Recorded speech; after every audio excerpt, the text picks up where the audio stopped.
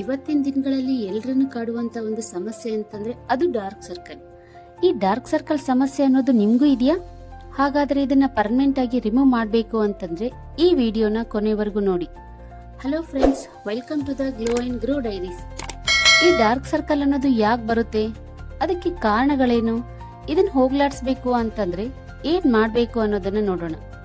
ಮೊದಲನೇದಾಗಿ ಈ dark circle ಬರೋದಕ್ಕೆ ಕಾರಣಗಳನ್ನ ನೋಡೋಣ.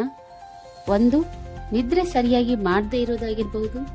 ಎರಡನೇದು, ಮೊಬೈಲ್ ಅಥವಾ ಲ್ಯಾಪ್ಟಾಪ್ ಅನ್ನ ಹೆಚ್ಚು ಬಳಸೋದಾಗಿರ್ಬೋದು. ಮೂರನೇದು, ಸಾಕಷ್ಟು ನೀರು ಕುಡಿದೇ ಇರೋದು. ನಾಲ್ಕನೇದು, ಹೆಚ್ಚು ಸ್ಟ್ರೆಸ್ ತಗೊಳ್ಳೋದಾಗಿರ್ಬೋದು. ಐದನೇದು, ನಾವು ಮಾಡೋ ಊಟದಲ್ಲಿ ಪೌಷ್ಟಿಕಾಂಶಗಳ ಕೊರತೆಯಿಂದನೂ ಸಹ ಈ ಡಾರ್ಕ್ ಸರ್ಕಲ್ ಅನ್ನೋದು ಬರುತ್ತೆ. ಹಾಗಾದ್ರೆ ಕೇವಲ ಕ್ರೀಮ್ ಹಚ್ಚೋದ್ರಿಂದ ಈ ಸಮಸ್ಯೆ ಹೋಗುತ್ತಾ? ಖಂಡಿತವಾಗಿಯೂ ಇಲ್ಲ.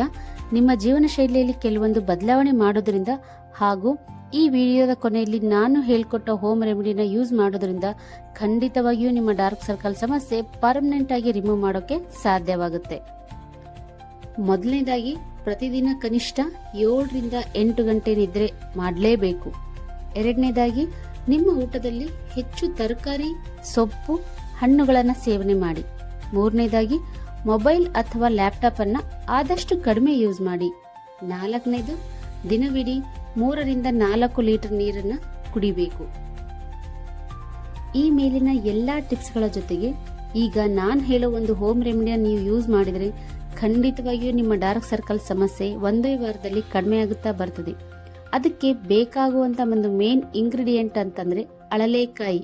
ಇದನ್ನ ಆಯುರ್ವೇದದಲ್ಲಿ ಹರದ್ ಅಂತಾನು ಕರೀತಾರೆ. ನೀವು ಇದನ್ನ ಫ್ಲಿಪ್ಕಾರ್ಟ್ ಅಥವಾ ಅಮೆಜಾನ್ ಅಲ್ಲಿ ಕೂಡ ಬೈ ಮಾಡಬಹುದು.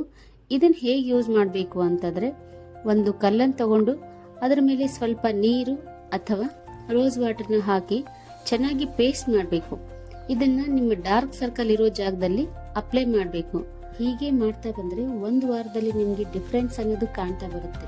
ಇದನ್ನ ಕಂಟಿನ್ಯೂಸ್ ಆಗಿ 1 ತಿಂಗಳು ಯೂಸ್ ಮಾಡಿದ್ರೆ ನಿಮ್ಮ ಡಾರ್ಕ್ ಸರ್ಕಲ್ ಸಮಸ್ಯೆ ಮಾಯವಾಗುತ್ತದೆ. ಈ ವಿಡಿಯೋ ನಿಮಗೆ ಇಷ್ಟವಾದಲ್ಲಿ ನನ್ನ ಚಾನೆಲ್ ಅನ್ನು ಸಬ್ಸ್ಕ್ರೈಬ್ ಮಾಡಿ ಹಾಗೂ ನಿಮ್ಮ ಫ್ರೆಂಡ್ಸ್ಗೂ ಶೇರ್ ಮಾಡಿ.